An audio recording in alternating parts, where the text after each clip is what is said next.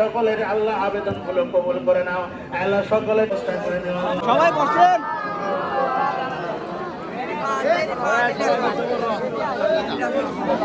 প্রতি বছরে হয় এই গাজীয়েলের ওরস, আজকেও পড়ে গেছে সেই তারিখ। তো আজকে ওরস অনেক দূর দূরান্ত থেকে মানুষ আসছে, ওরস খেতে আসে অনেকেই, কেননা এখানে অনেক ভালোভাবে তবারক বিতরণ হয়।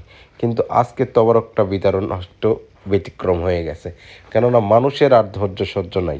কেননা দেখেন এইখানে লাইন ধরে আছে অনেক, আর এখানে ঠেলা ধাক্কাধাক্কি হচ্ছে, যেরকম এই ছেলেটাকেও তবারক না নিয়ে দিয়ে ধাক্কা দিয়ে বের করে দিচ্ছে। কি একটা ব্যাপার!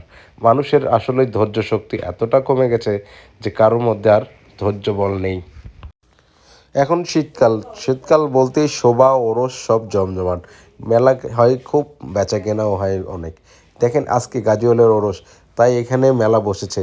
ভাজাপোনা বলতে জিলাপি, নেমকি, তারপরে লাড্ডু, অনেক ধরনের খাবার। তারপরেও এখানে আছে নানান পদের আচার, চটপটি মাখা এবং চানাচুর মাখা, সাথে আছে বাচ্চাদের কিছু খেলনা। তো আপনারা অবশ্যই আসবেন।